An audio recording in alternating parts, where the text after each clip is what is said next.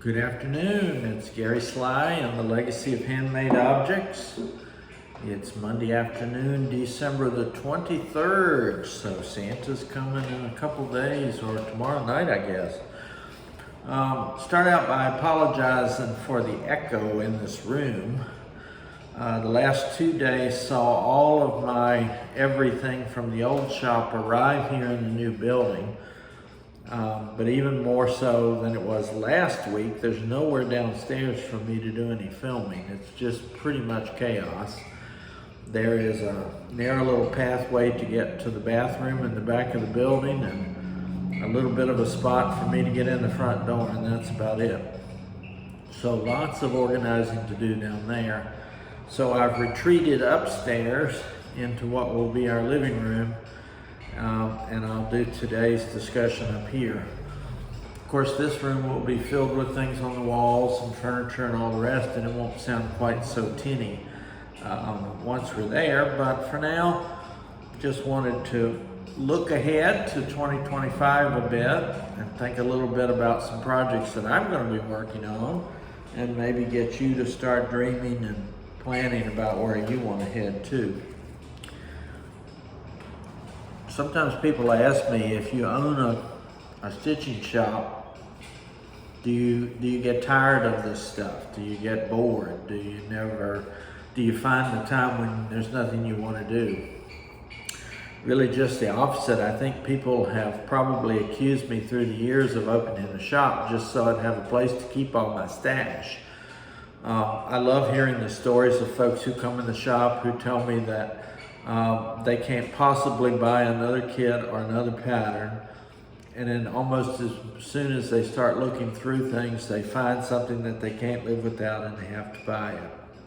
I get that, and believe it or not, there are things that come into the shop all the time that I can't live without either.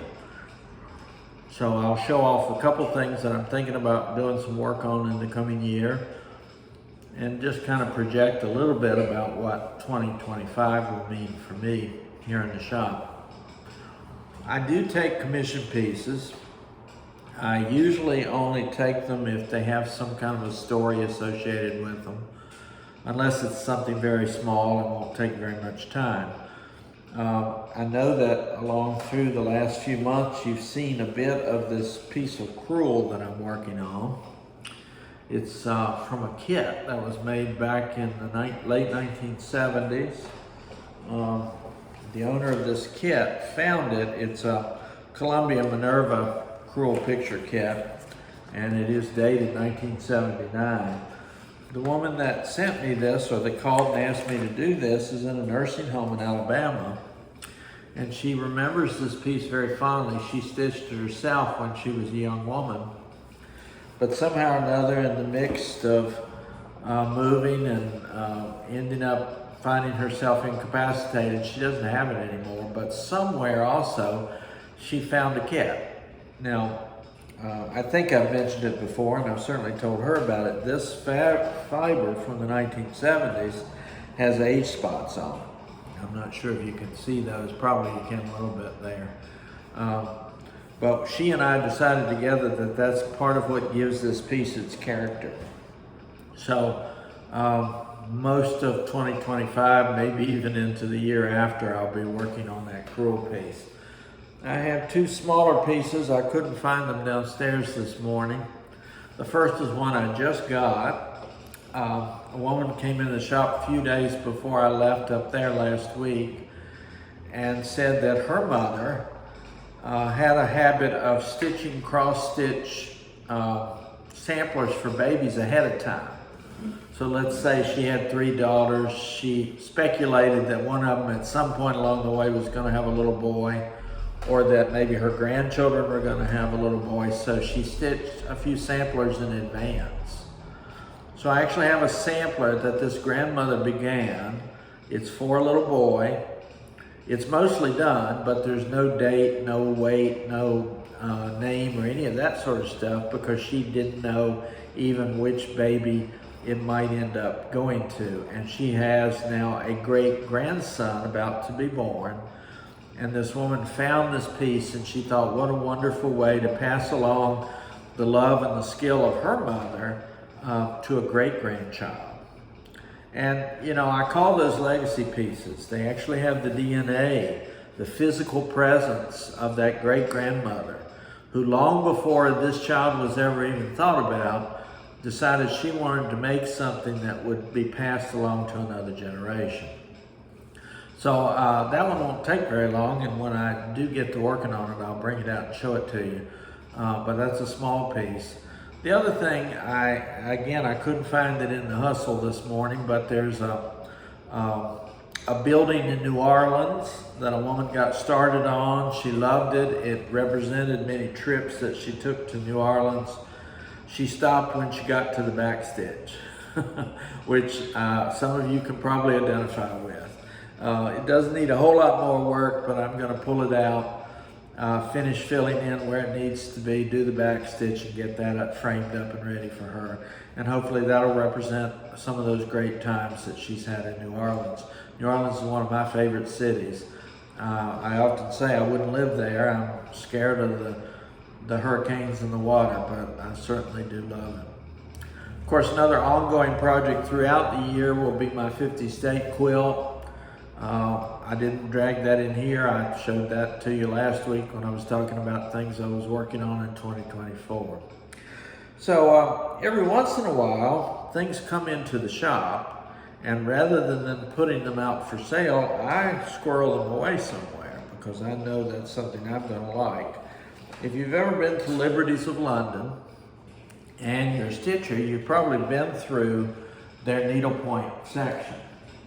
And a lady came into the shop recently, and she had been to Liberties, who knows how long ago, and she had bought these 2 Elizabeth Bradley needlepoint kits. So you can see they've got all the yarns with them, they've got the canvas, they've got a beautiful, and they're basically 2 matching pieces. You've got these wonderful blue and whites, and then you've got this wonderful here too. And not being a florist or a horticulturalist, I'm not going to try to tell you what these are. It may say on here, and I suspect you know more about it than you do. But I couldn't bear to sell these. I bought them from her, and the idea was that I would turn around and sell them in the shop. And I did sell a couple other kits that she had, but these 2 I just needed for myself. So that's some needlepoint I'll get into. A number of times I've mentioned my love for counted needlepoint. And I want to give credit to one book that really made me a counted needlepoint fan. This book by Beth Russell called Victorian Needlepoint. I bought it at the Royal School of Needlecraft, probably mid-90s, something like that. She's taken designs by William Morris, William De Morgan, G.P. and J. Baker, and L.C. Tiffany, Louis Comfort Tiffany, and she's turned them into needlepoint creations. And this has been the inspiration for me to do an awful lot of things through the years. I've been working on chair cushions, and I think I've already showed you the one that I'm working on right now with the floral design. She's got, I glanced on it just a minute ago, she's got one of those wonderful windows from Louis Comfort Tiffany in here. So if you're a needlepointer, and if you get tired of spending hundreds of dollars on painted canvases, or if it's hard for you to find images that you really feel like stitching, you might look around for some of these books that are made just for that purpose.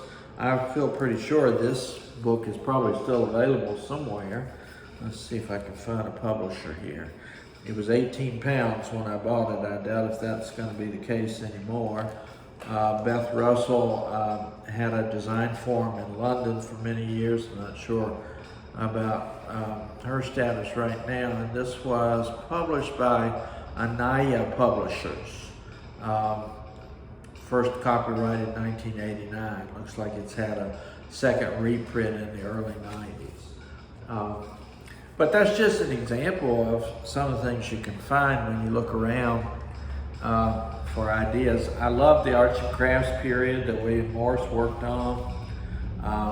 This house was built in 1900, so I'd like for the Victorian age to be one of the inspirations as I work here, as I decorate here, as I think about filling this place back up with life.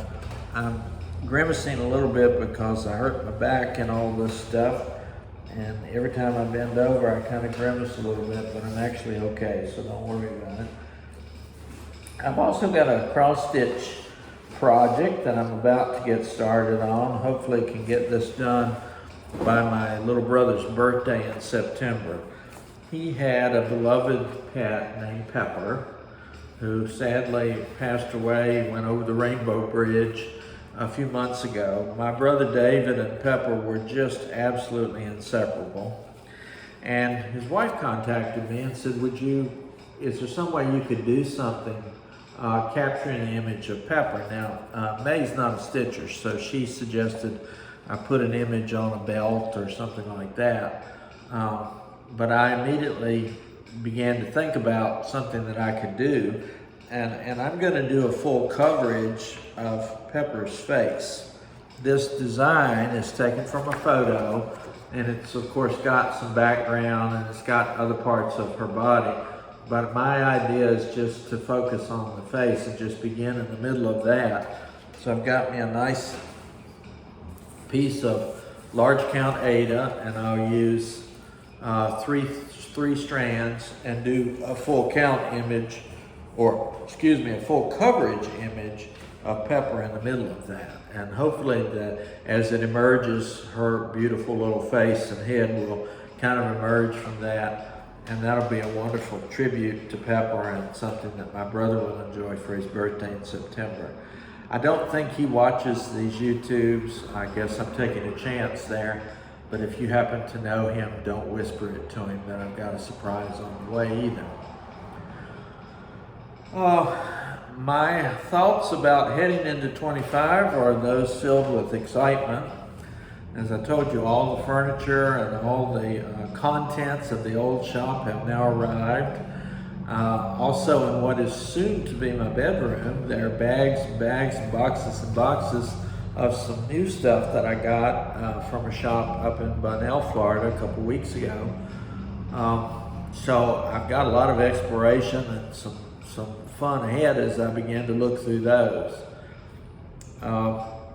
When I opened my first shop up the street, and you all have seen videos and pictures of it, you know that things just kind of came in willy-nilly, and I just kind of filled the place up to the point where you can hardly get around anymore. I'm going to try to be a little more strategic here and maybe not put quite so much out all at one time, give people an opportunity to actually be able to find some of the wonderful kits and patterns that are here. I've got tons of fabric that I haven't even labeled and put out. Labeled and put out yet. So there's an awful lot of fun things that are going to be new in the shop. But I'm also going to try to adorn this beautiful old Victorian house in such a way that it doesn't look like a junkyard either. I'd love to move displays around from time to time and really kind of enjoy that. The back of the property, there's a carriage house, and I've got a woman who's going to be running a garden and plant boutique back there. My renter on the other side of this front building, Deb Jane, has a business where she does travel and events planning, and she also has a nonprofit that benefits women who've suffered from breast cancer. Along with those partners here, I've got many of my artists from the locality who have continued with me through the years. Everett Israel for woodcraft. Susan Cosette does so much wonderful work with dyeing and spinning. Anita Berry is a tatter, and she's got some beautiful stuff. I can't even really name all of the folks who are here who have products in the shop, but maybe I'll do some highlighting of some of those folks as we head into 2025 as well. The other thing I'm hoping to do is have artisan Saturdays and try to have people come and do handmade work here at the shop and try to focus on different types of handmade art on different Saturdays, and really have Saturday be kind of a indoor-outdoor festival sort of atmosphere. So I'd like to have wood carvers and metal workers and quilters and potters and just all the kinds of things you can think of that are involved with the artisan work with their hands.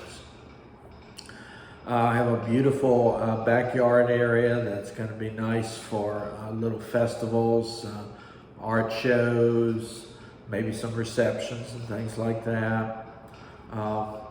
Another thing that I'm very excited about with the new place is I've got a huge parking lot right next door. It actually belongs to Morrison United Methodist Church across the street, but they're very kind in allowing people to park there during the week and pretty much any time, as long as it doesn't interfere with what's going on in the church sanctuary. And we're far enough away from the sanctuary that even on a Sunday morning, this parking lot is pretty open and ready to be used. So I'm really excited to be celebrating 2025 and the new year in just a few weeks. Now a few days now, actually. It's the 23rd, so less than 2 weeks. And I wish for you all kinds of exciting ideas and dreams and plans as you head into 2025 as well. For the Legacy of Handmade Objects, this is Gary Sly, wishing you a Happy Hanukkah, Happy Kwanzaa, Merry Christmas, Happy New Year, and any other of the winter holidays that you happen to celebrate. Take care. Bye-bye.